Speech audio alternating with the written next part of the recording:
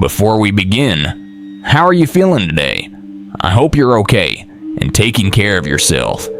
If today was a bad day, I'm glad you're here. Take a deep breath.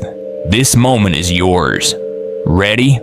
Let's begin. We like to think we know the people we let close, that the friends we laugh with, cry with, share spaces and secrets with are reflections of who we are, not shadows of what we fear. But some friendships don't soften us. Some hollow us out. And the scariest part isn't what they did, it's how easily we welcome them in. These stories aren't about strangers in the dark. They're about the familiar names saved in your phone, footsteps you once walked in sync with people who knew the shape of your silence. In these 8 accounts, trust is the first mistake, a toothbrush shared, a playlist haunted, a sleepover promise that outlived its maker. No rituals, no exorcisms, no cursed books, just the quiet unraveling of connections we thought were safe. Because horror doesn't always come from outside, it waits in between the text. You didn't send the door, you didn't lock the memory, you tried to forget. Sometimes it calls back, sometimes it watches, and sometimes it shows up, wearing the face of someone you once called your best friend. So if you've ever looked at someone you loved and suddenly didn't recognize them, if you've ever thought they feel different, now this is for you. Not every ghost wears white.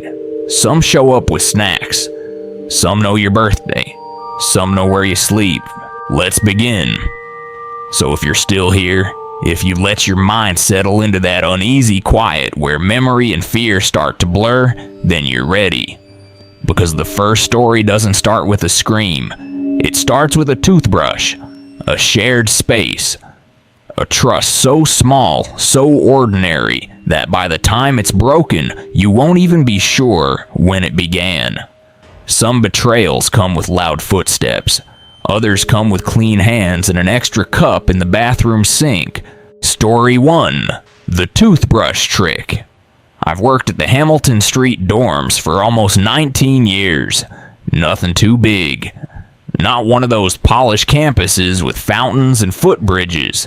Just a squat 3-story brick building tucked behind the old Humanities Hall at a mid-sized college in western Pennsylvania. Most kids pass through without issue.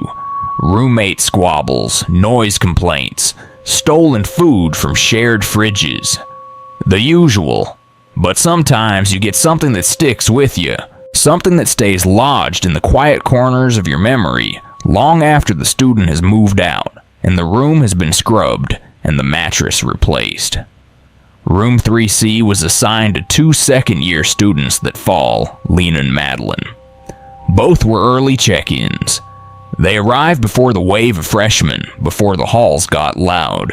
Lena was quiet, polite, always early with paperwork, the type who folded her bed sheets with hotel precision. Madeline was more of a blur, warm scattered late to everything. I didn't think they were close at first.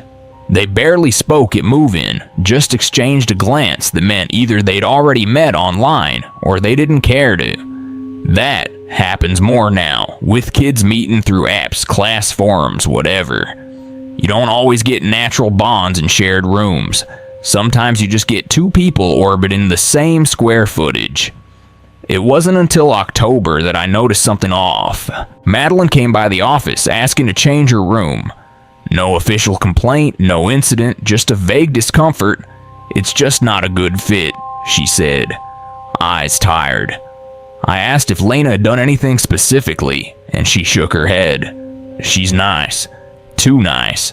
Like overly in my space.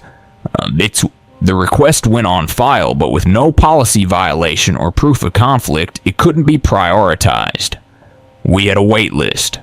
Madeline left, looking defeated. A week later, she was gone. Not just transferred, gone. No formal withdrawal, no moving van, no goodbye to friends. Just an email sent to the registrar at 4:03 a.m. with the subject line, "Leaving." That was it. I only learned about it when the RA reported her side of the room was empty. I went up to check. The closet was open bare. Her desk cleared except for a single sock and a half-used chapstick. Her bed sheets were folded too neatly, almost like they'd never been slept in. Lana was still there, calm as ever. She smiled when I entered. Asked if the heating would be fixed soon. Said nothing about her roommate's sudden departure.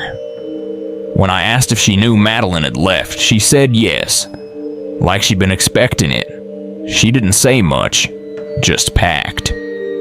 There was a pause before she added, "It was getting hard to share things anyway. I didn't push, but something in the room felt stale. The kind of stillness that doesn't come from cleanliness, but from absence. The following week, we started prepping the room for reassignment. I went in to inspect it again, this time alone. On Lana's side of the sink, I noticed 2 toothbrushes in a cup. Identical, same color, same brand, same fading on the grip from use. Most students don't even replace 1 toothbrush during a semester." I asked Lana later casually if she had a guest. She said no. "Sometimes I like to have a backup." Her tone was light, but the next day one of the toothbrushes was gone. A few days later, a student named Aisha who lived down the hall stopped by. She asked if anyone was taking Madeline's old spot. I told her not yet. Then she leaned in, lowering her voice. "Did Madeline say anything before she left?" "About Lena, I said not much." She nodded slowly. "She used to come by our room, said Lena would get too close when she slept, like she'd wake up and Lena was just watching her. Said she started locking her things, even her toothbrush. I didn't want to believe it, but I also didn't know how to dismiss it. That night I looked through the building's maintenance logs. Security had been called to the 3rd floor twice that semester. Once for noise, once for a false fire alarm. I pulled the hallway camera footage for the night. Madeline left just to check for timestamps, but the file was corrupted. Every other night was there, just not that one. I told myself it was technical error, but that explanation didn't settle. I requested a wellness check for Lena as protocol. She answered the door with perfect posture, wearing the same cardigan from last week. Room spotless. Her tone cheerful. Nothing out of line. When I mentioned Madeline, she tilted her head. I think she just didn't know how to share properly. Some people need too much space. Then she added, "But I'm getting better at adjusting." That was the last real interaction I had with Lena. A few weeks later, she requested to move into a single room. Said she needed solitude for her senior project. Her request was approved. In the process of clearing out room 3C housekeeping, found a small box behind the radiator. Inside were a few random items, nail polish, an old student ID, and a travel toothbrush holder. It was pink. A different brand than the 2 I'd seen earlier. Scratched onto the plastic in uneven lines were the words, "She used mine." Every night, I didn't file a report. There was no crime. No evidence. Just a vanished student, a neat roommate, and a toothbrush that didn't belong. I've worked in student housing long enough to see messy endings. Fights, breakups, even stolen pets. But this was something else. Not loud, not violent. Just a slow erasure. Like one person had decided to absorb another so completely that the world wouldn't notice she was gone. Sometimes in the early hours when the halls are still, I think about that room, about the girl who left in the middle of the night, and the one who stayed behind a little too quiet, a little too precise. Some friends want closeness, some want sameness, and some don't stop until there's no difference left at all. Sometimes when people vanish, it's not the disappearance that haunts us. It's what we find after a voicemail, a missed call, a sentence left unfinished that starts to echo louder than any goodbye. The next story isn't about what's said, It's about what was left unsaid and how even silence can leave a message that never stops playing. Story 2. 3 missed calls from her. I wasn't planning on going back to Bloomington. After Joel's funeral, I left my keys on the kitchen counter and drove until the Indiana trees turned to distant shapes in the rearview mirror. I told myself it was temporary, that I just needed to breathe somewhere else. But I knew I wasn't coming back. Not to our apartment, not to that campus, and certainly not to the silence we left hanging between us. We hadn't been speaking much those last few weeks. There were things we didn't say and things we said that we shouldn't have. And now he was gone. Just a head-on crash at 11:37 p.m. on a Wednesday in October. No alcohol, no other driver. Just Joel, a phone that never unlocked again, and one voicemail I never got to hear. 3 months later, I got a message from Evan, one of Joel's closest friends, someone I drifted from during the months leading up to the accident. He didn't text often, and when he did, it was never more than a one-word check-in. But this time it was a screenshot. 3 missed calls, all from Joel's number, all between 2 and 3 in the morning. The timestamp read, 2 days ago. Evan had typed just one sentence beneath it. Tell me I'm not going crazy. I didn't answer right away. I stared at the image on my screen for a long time. Not because I believed it, but because I didn't want to. Numbers can stay active after death. Glitches happen. People get hacked. That's what I told myself as I stared at the name Joel on Evan's call log. But the longer I looked, the more wrong it felt. Not just eerie personal, like a whisper aimed just behind the ear. That night, I checked my own phone for the first time in weeks. I had muted Joel's contact after the funeral. I didn't want to see old texts. I didn't want to be the girl who scrolled for closure. But there it was, a voicemail notification. No missed call, no timestamp. Just a recording 1 minute and 37 seconds long marked unknown. I listened in the dark, sitting cross-legged on the floor of my sister's spare bedroom in Cincinnati. Blinds closed, even though it was past midnight. The first 10 seconds were silence. Then came a sound like breathing through cloth, soft but deliberate. Then a voice. His voice. But it wasn't talking. It was humming. The tune was Blue Ridge Mountains, the song I used to hum in the kitchen while waiting for coffee. He used to tease me for how off-key I was. He said my version made the song sadder, that recording made it unbearable, because Joel wasn't humming in a way that felt casual. He was humming like someone trying to stay awake. The next day, I called Evan. I didn't play him my recording, I just asked what he heard in his voicemail. He hesitated before answering. It said my name, he whispered, but not like Joel. It said it like it hated me. He ended the call shortly after, said he needed to lie down. I didn't sleep that night. I replayed the message over and over until I couldn't tell whether I was remembering the actual sound or the echo it left in my skull. I searched forums, tried to look up whether this had happened to other people. Voicemails from the dead, shared delusions, grief-linked hallucinations. The answers were vague or performative, or worse, too convincing. One user wrote, "They don't want you to respond. They want you to remember." I went back to Bloomington the following week. I didn't tell anyone, I just packed an overnight bag and drove past the frost-covered cornfields back to that beige one-story apartment with the mismatched shutters and the mailbox that always leaned too far left. The key still worked. No one had changed the lock. No one had taken the old couch. The place smelled like stale cereal and cold dust. I sat in the corner of the living room for hours, letting the quiet crawl back in. That night, I turned on Joel's old phone. I'd kept it in a drawer powered off, thinking I might erase it one day. I didn't. The battery had barely held. I plugged it in and waited. When it lit up, The lock. Screen was blank. No date, no time. Just a white icon blinking in the corner, an old voicemail app he never used. I tapped it. There was one file untitled. I played it.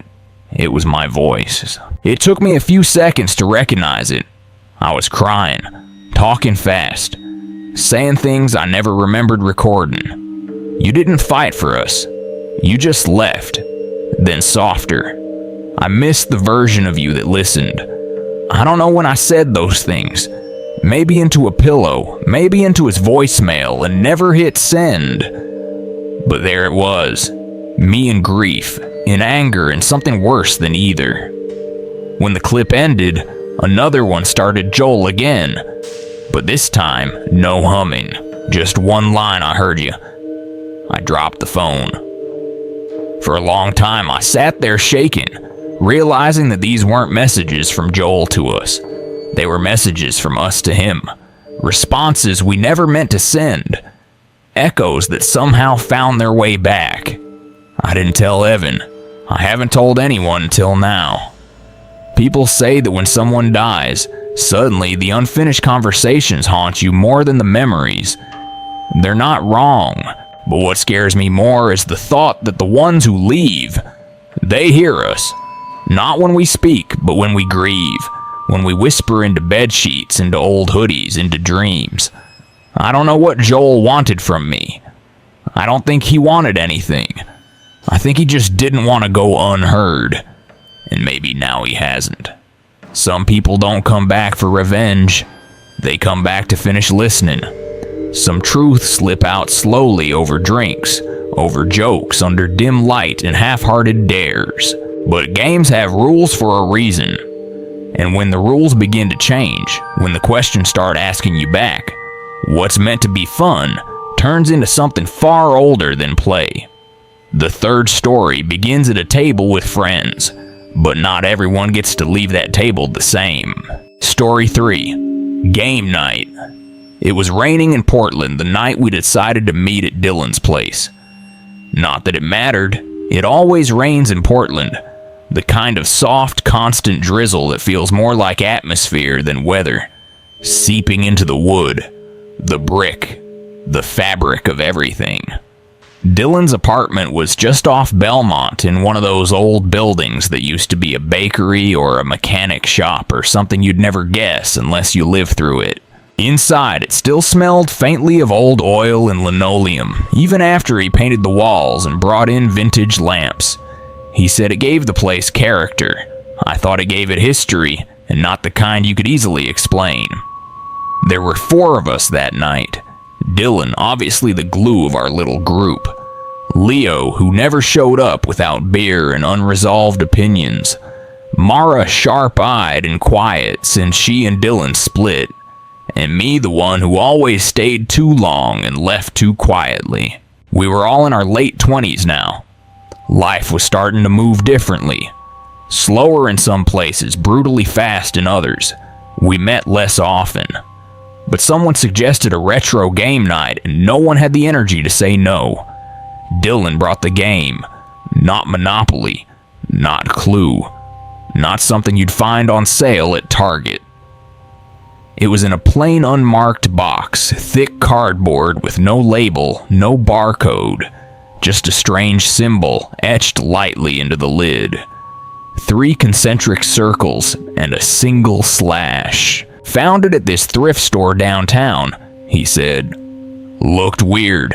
Thought it'd be fun. The instructions were typed out on a single folded sheet of paper, yellowed and stiff, like it had been left out in the sun for too long.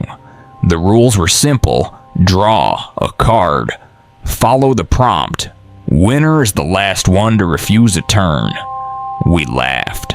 Thought it was just a twisted spin on truth or dare. Mara rolled her eyes.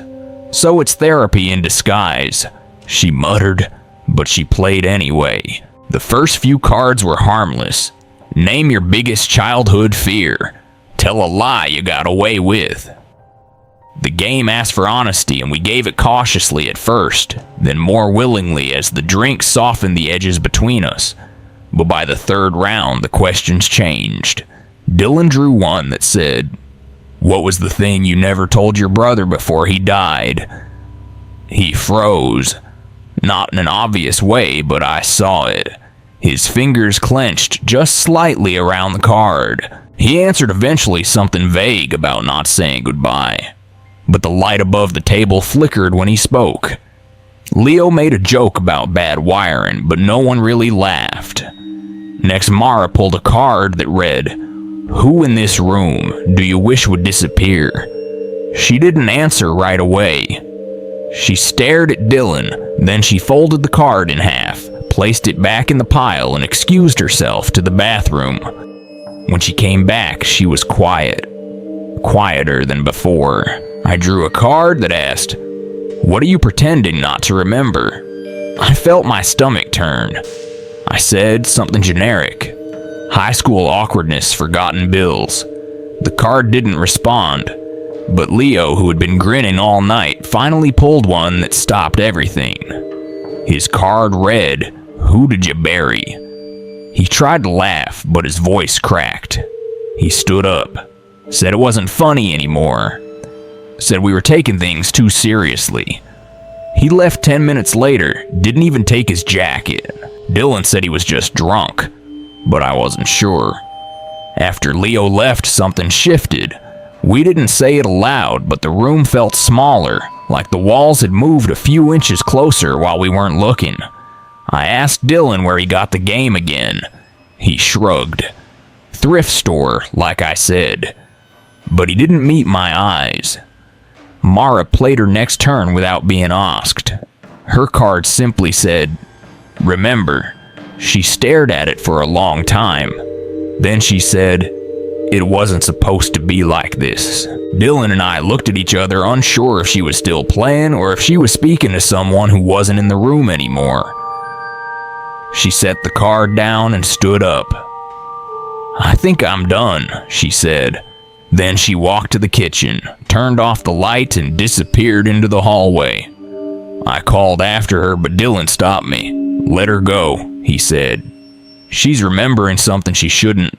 There was no more laughter after that. We sat in silence. I looked at the deck. There were maybe 4 cards left. Dylan pushed it toward me. "Your turn," he said. I hesitated. My fingers trembled as I drew.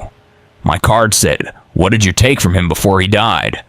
I stared at the words, heart pounding. I hadn't told anyone, not Dylan, not Mara, that the night Joel died, I was the one who borrowed his car, that I was supposed to drive, but I drank too much, that he took the keys from me and said, "Don't worry, I got it."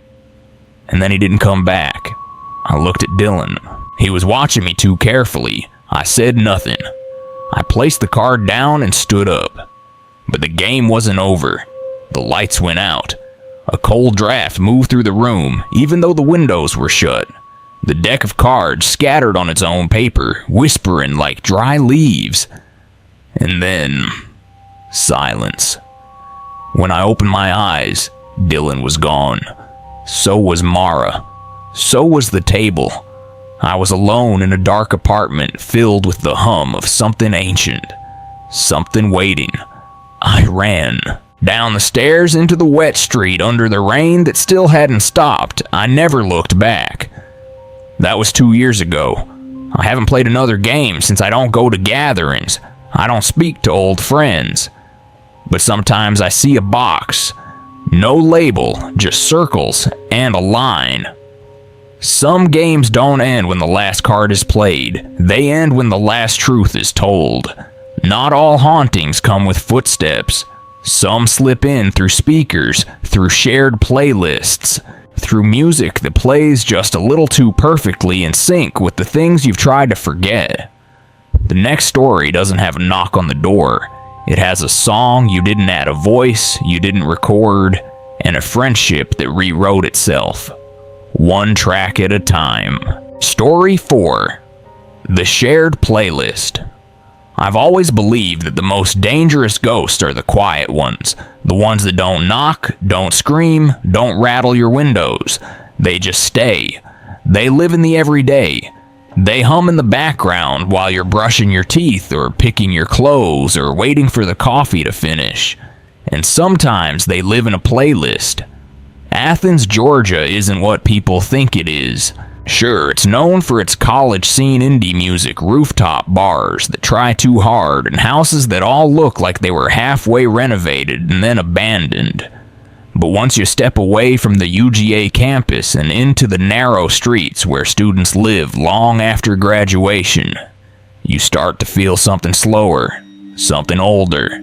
I'd been living there for almost 2 years after finishing my undergrad, renting a duplex with Eliza, my best friend from school, my roommate, my mirror in so many ways. We weren't just close, we were synchronized. We cooked the same 3 meals on rotation, we binged the same shows, and we shared a Spotify playlist like it was a journal. We called it Us Now.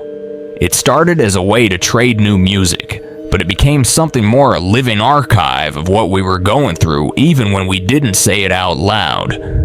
When she broke up with her girlfriend of 3 years, she added nothing for a week. Then she dropped in a track that opened with sirens and ended in static. I didn't ask. I added a song with no lyrics, just low piano. That was our way of speaking. But something changed around December. I was the only one updating the playlist.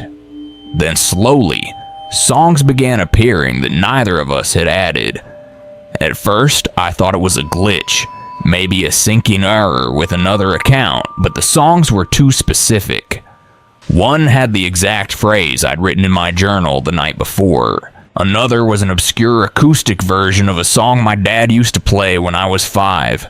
Something I hadn't heard in over a decade. I asked Eliza half joking. She just smiled and said, "Maybe it's finally reading your mind." A few days later, I opened the playlist and saw a track titled "Bury Your Second Name." And that's what my grandmother used to call me, my second name. It was never public.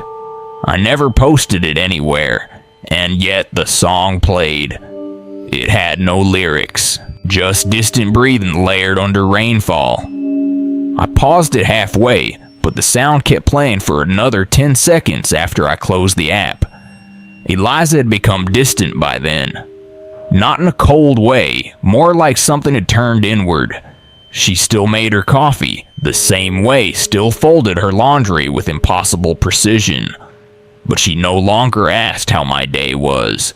She no longer played music aloud. Her earbuds were always in, even when she was cooking or cleaning or staring blankly at the living room wall. I caught a few seconds of what she was listening to. Once low humming, almost like chanting, but it stopped when she noticed I was listening. One night, I woke up to music playing softly from the living room.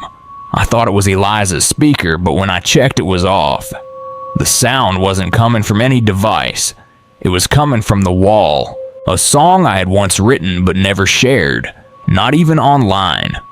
I stood there in the dark, listening to my own voice, breathy and distant singing words I hadn't sung out loud in years. The next morning, Eliza asked me if I had slept well. Her voice was gentle, but her eyes didn't match. I deleted the playlist that afternoon, or I thought I did. It was gone from my account, but it showed up again 2 days later under a new title. What she forgot. Every song had been replaced. I tried to open them, but they wouldn't play. Just loops of static and whispers. I changed the password, logged out, reset my phone. But every time I opened the app, the playlist was there, waiting renamed. Again, we're not done. I stopped using Spotify. I unplugged my speakers. I started wearing noise-canceling headphones around the house. Even when I wasn't listening to anything, Eliza never asked why, she just watched. She didn't blink much anymore. Her movements had slowed as if every step took consideration. I caught her standing in my doorway one night, not moving, just staring into my room. When I asked if she needed something, she shook her head and walked away without a word. The last time I really saw her, She was sitting in the corner of the living room, earbuds and eyes closed, swaying gently to a rhythm I couldn't hear. I called her name twice. No response. When I pulled one earbud out, there was no music, just silence. She looked at me like I'd interrupted something sacred. I moved out the next morning. I didn't say goodbye. I didn't leave a note. I packed what I could in 2 duffel bags and left the key under the mat. I didn't care about the security deposit. I just wanted to be somewhere else. That was 3 months ago. I live with my cousin now, 2 hours south. I've started using CDs again. No streaming, no sharing. But some nights when the house is quiet, I hear a melody that doesn't exist. A voice that sounds almost like mine, singing back something I didn't say. Some people use playlists to feel closer. Others use them to record who you were before you realized someone else was listening all along. Some people open their homes to heal. They offer couches, clean towels, quiet comfort. But what happens when the person you trust to rebuild with begins to come undone? The next story moves into a quiet apartment in Seattle, where the rain isn't the only thing dripping between versions of the same person. Where your friend's voice may not always be their own. Story 5. Her Third Self. I moved into Nina's apartment the second week of January, just after the holidays had collapsed into silence. Seattle was still wet from 3 days of rain, and the sky felt like it had forgotten how to open properly. Always gray, always close like a lid pressed too tightly. I had just come out of a 4-year relationship and needed somewhere quiet to land. Nina offered her place without hesitation. "It's nothing fancy," she'd said, "but it's warm and there's room for you." I said yes, without thinking. We'd been close in college, one of those friendships built on instant understanding. At the time, it felt like the safest decision I could make. The apartment sat at the top of a narrow, creaking building in Capitol Hill, just above an old bookstore and next to a Thai restaurant that never turned off its neon sign. There was a window that faced the alley, and at night, the light from the kitchen would blur against the glass like a second moon. Nina's place had the feeling of somewhere long-lived in soft blankets, uneven floorboards, books stacked where shelves used to be. She had a way of making spaces feel like memory. The first 2 weeks were peaceful. We settled into a rhythm. Morning, coffee. Quiet. Evening, shared groceries. Silent understanding. Nina worked remotely for a design firm, and I took freelance gigs where I could. We didn't go out much, but I liked it that way.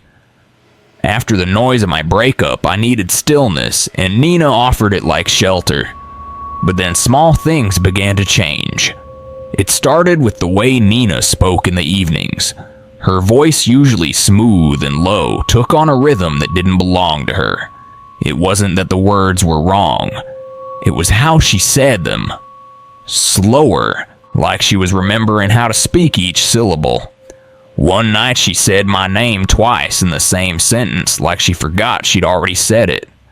Another time I found her standing in the dark kitchen holding a glass of water. She hadn't drunk. Eyes unfocused, lips barely moving. She brushed it off, said she was tired, said the rain made her feel heavy. Then came the writing. I was cleaning the coffee table one morning when I found a torn piece of paper tucked under a stack of magazines. On it, written in 3 different styles of handwriting, was her name, Nina. Then again in a taller script. Then once more in uneven, childlike print. I asked about it. She smiled but didn't offer an explanation. "Sometimes I forget who I am," she said, like it was the most ordinary thing in the world. At night, I started hearing things. A soft tapping from the bathroom, the creak of her bedroom door opening, even when she was supposed to be asleep. I would wake and find my own bedroom door slightly ajar, though I always shut it tight. Once I found a spoon in my pillowcase. Another time, her earrings on my windowsill. One afternoon, I came home early and heard Nina talking. not on the phone, not to herself. The cadence was different call and response. Her voice would ask something, then, "Wait." Then she'd reply in a softer tone.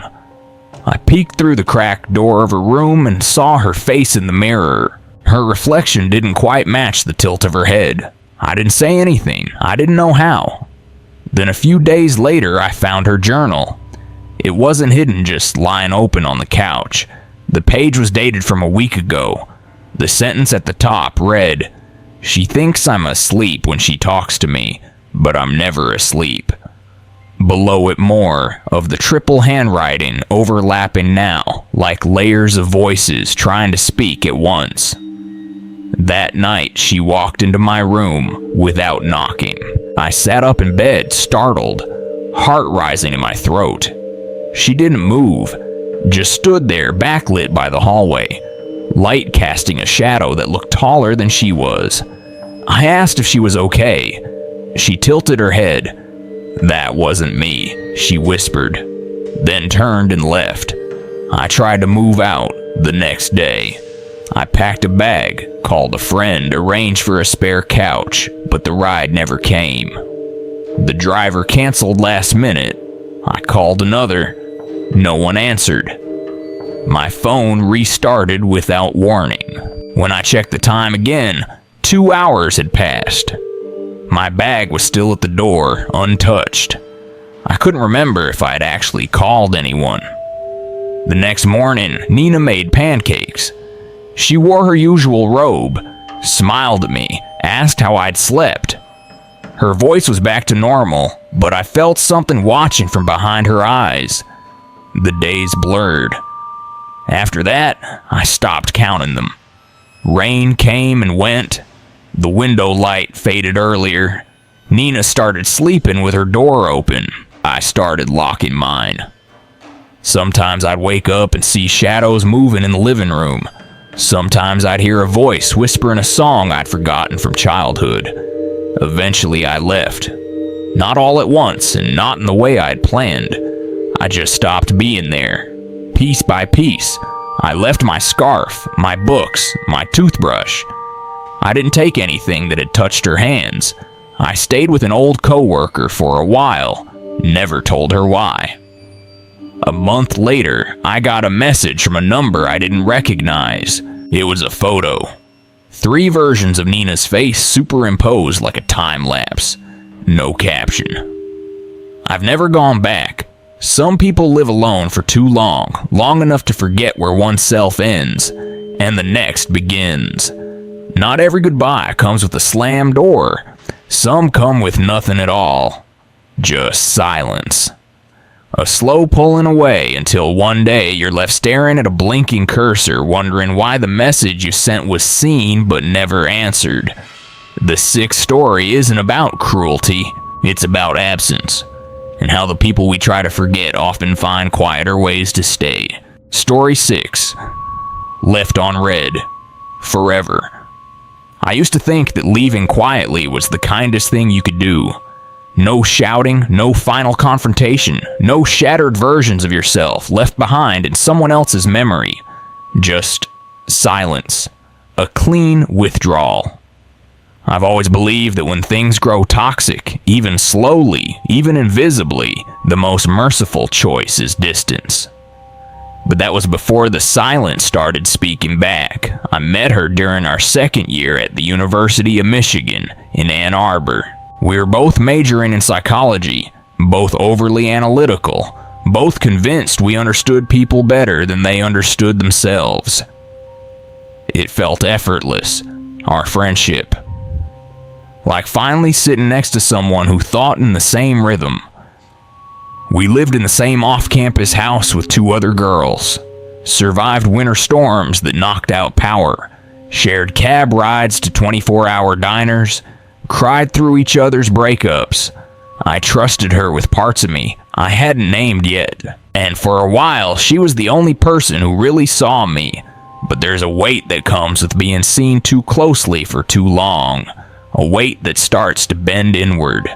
Somewhere between late-night venting and emotional dependence, I began to feel erased.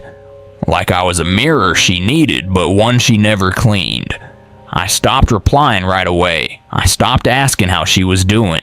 She noticed, of course. Her messages got longer, more frantic, more layered with things I wasn't ready to hold. Then came the question, "Are you mad at me?" I never answered. I left it on read. That was the last message. I blocked her a few days later. Not out of malice, but out of exhaustion. I thought I was preserving us both. I moved out that summer and took a job back in Detroit. New apartment, new coworkers, new playlists. Her name stayed buried in my contacts like an old scar. For a while it worked. I slept easier. I convinced myself she moved on, that we both had. But then one cold night in January I got a notification. Not a message, just a banner that said, "Seen at 2:47 a.m.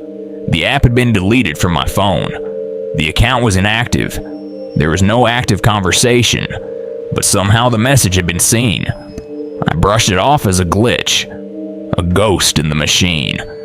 I was tired, the kind of tired that seeps into your bones during Michigan winters. Everything looks like a shadow when the sun refuses to rise properly. But it happened again the next week. This time the notification read, "Typing." Then nothing. No message. Just the quiet return of everything I thought I'd left behind. I tried logging into the app again, but it wouldn't open. I uninstalled, reinstalled. Still nothing. I deleted the account altogether, changed my number. I even replaced my phone. But every few nights the same notification returned, always at the same time. Always from her. It wasn't just the phone. I began to see fragments of our friendship in places I couldn't explain. Her handwriting showed up in the margin of a book I'd never opened before.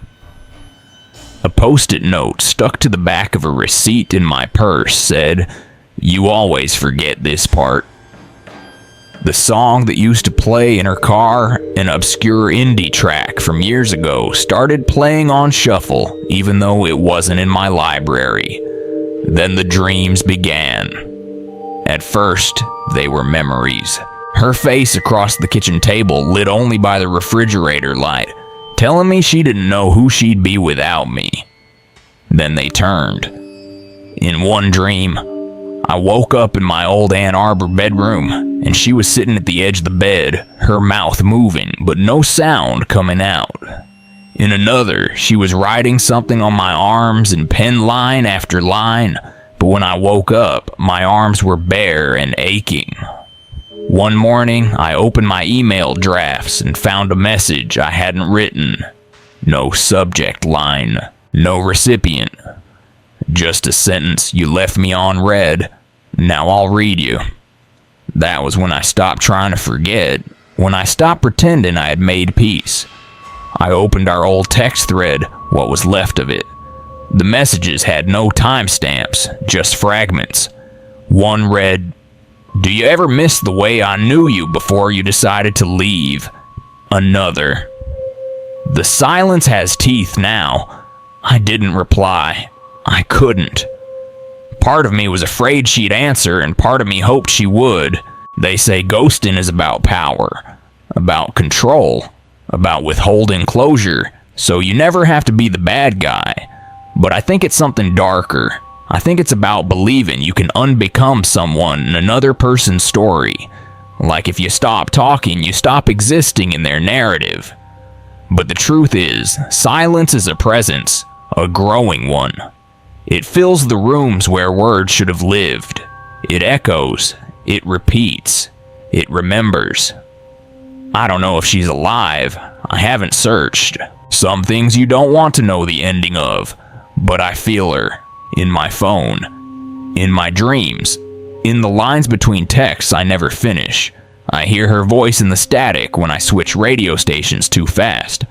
I feel her name in my mouth, sometimes like I'm about to say it, but never do. And maybe that's what she wanted all along. Not revenge, not apology. Just for me to feel the weight of the unfinished. the cold grip of what I never said. Some silences aren't empty. Some hold on harder than words ever could. Time moves differently in memory. Summers stretch, promises harden, and the people we lose too early are often the ones who linger longest. The next story takes us back to a sleepover, promise made by 5 girls in a basement, one that death never seemed to void. Because when a pact is strong enough, it doesn't need to be spoken again. It just needs someone to remember it. Story 7, The Sleepover Pact. In high school, we made a pact. The 5 of us, Clarissa, Jenna, Tori, Paige, and me, crowded into Clarissa's basement during one of our annual summer sleepovers, all sugar and sunburn, and swore we'd never drift apart. Even if one of us died, we said we'd still show up. We were 16, dramatic, full of too much soda and horror movie logic.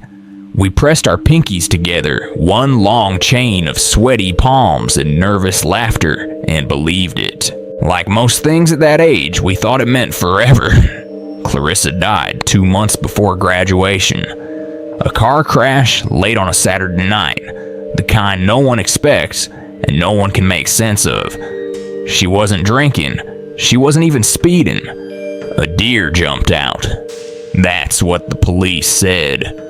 Just one of those things, but none of us ever really believed it. She was always the most careful, the most reluctant, the one who never liked driving in the dark. After the funeral, we barely looked at each other. Our parents made us stand together for a photo, like proof that we were still connected, but it felt wrong. There was no more sleepover. The basement stayed dark, and the pact we pretended it had never been said. Years passed. I stayed in Topeka, went to a local college, ended up teaching middle school history. The others moved away. We liked each other's posts, sometimes, sent the occasional birthday message, but the thread frayed like every thread does. Until last June, when I got the text. Sleepover's still on. My place, bring snacks. It came from Clarissa's number. At first, I thought it was a scam, some weird spam, but the tone was too familiar. The phrasing was hers, exactly how she used to send reminders before every summer gathering. I didn't respond, I didn't delete it either, I just stared. Then one by one, the others started messaging me. Jenna first, then Tori, then Paige. Each of them had gotten the same message, from the same number. No one said it outright, but we all asked the same question beneath our words. Was it possible? By the end of the week, we agreed to meet. Out of guilt, out of superstition, out of something none of us could name. Clarissa's old house had been sold years ago, but when I drove up that night, it was there. Same chipped white paint, same porch swing, same rusted mailbox with the crooked C. The windows were lit from inside. Warm, yellow light. The kind no LED bulb ever gets quite right. The door was unlocked. Inside the house looked untouched by time. The kitchen still smelled faintly of lemon cleaner and microwave popcorn. The living room had the same threadbare couch, the same too small TV, the same stack of board games leaning in the corner. No one else seemed bothered.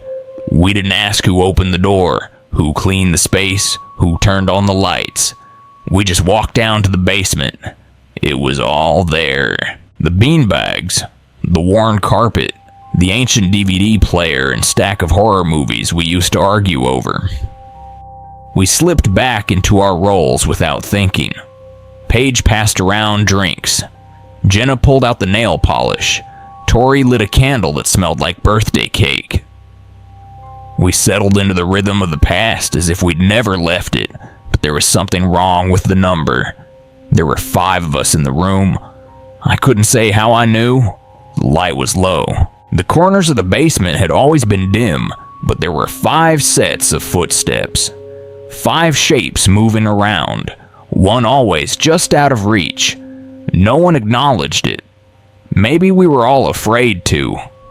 But I kept seeing a shadow where no one stood, a shift in the air. The sound of someone breathing behind me, even when everyone else was in front. Around midnight, we played Truth or Dare. It was tradition. We used to giggle and squirm, dare each other to prank, call boys or confess crushes, but this time the questions came heavy. Paige was asked what she said to Clarissa before the party. Jenna was asked why she left early that night. Tori was asked what she deleted from her phone after the crash. When it came to me, the question didn't come from anyone. No one spoke, but I heard it like a whisper in my own mouth. Why didn't you stop her? I couldn't answer. I remembered the fight. I remembered saying something sharp, something I didn't mean, watching her eyes go glassy before she grabbed her keys. I remembered not chasing after her. I remember going to bed angry and waking up to a phone call that rewrote everything.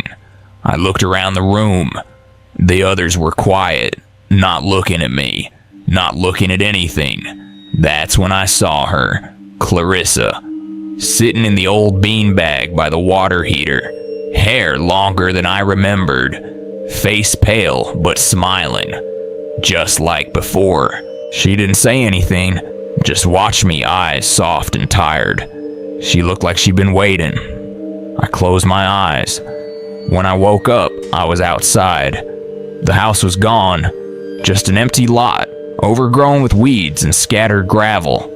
I was lying on a flattened sleeping bag alone. Around me were 4 plastic cups half full of something pink. No texts on my phone, no calls. No one responded when I reached out. It's been 6 months, I haven't heard from any of them. I don't think I will, but I still remember the pact. Even if one of us dies, we'll still show up. Some promises are too young to understand when you make them, but too old to break when you grow up. And what about the ones we didn't lose, but just left behind?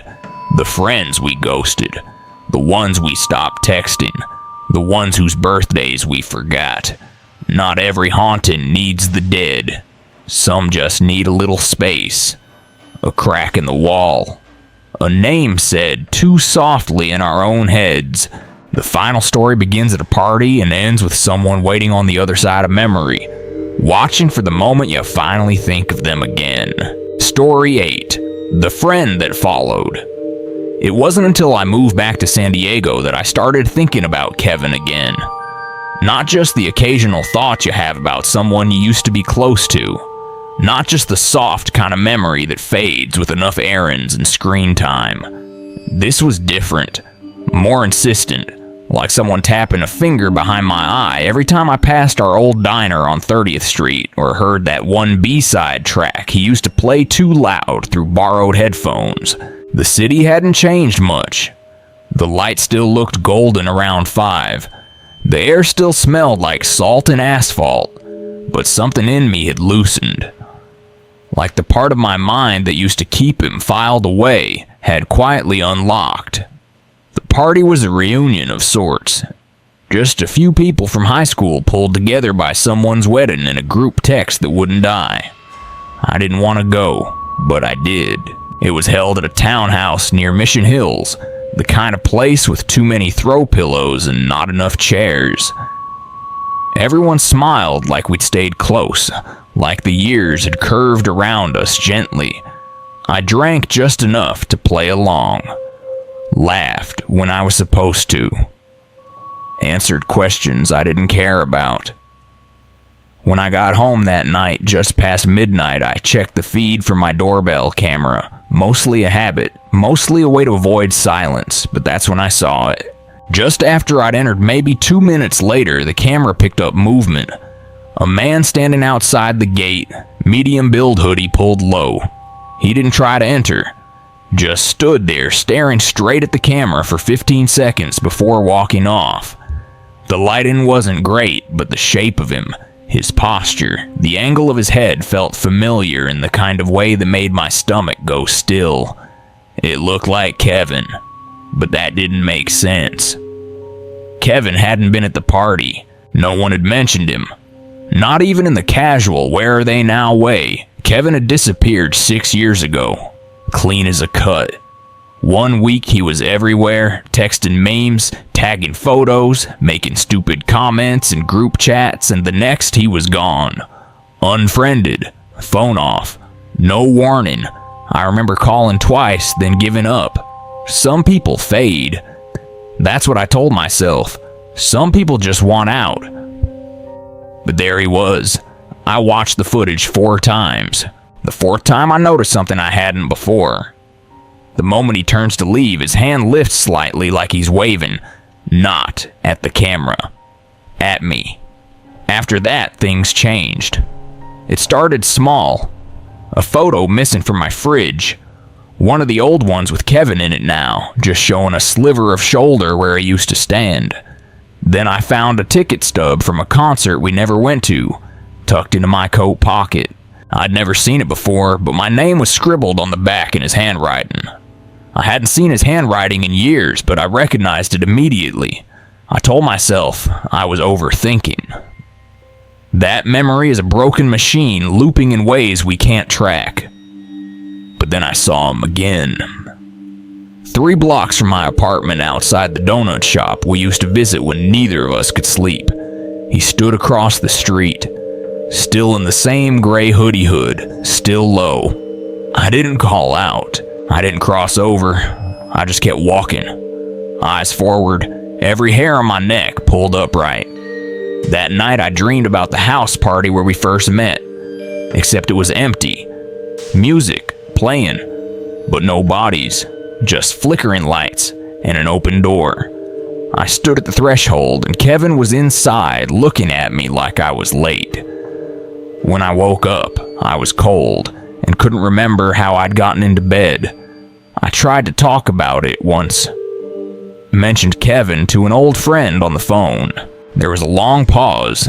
Then she said, "Didn't he move away?" Her voice had that edge, the kind people use when they're correcting your version of something. I changed the subject. The thing is, I don't remember how it ended between us. I don't remember the last text, the last hangout, the moment it broke. I just remember stopping answering, stopping showing up. I think I assumed he'd understand, that we'd grown out of each other. But now I wonder if he didn't. A week ago, I found something on my balcony. Just a small slip of paper folded neatly wedged under the planter. I never moved. It wasn't wet from the morning dew, even though everything else was. On it were 7 words. You called me back without knowing it.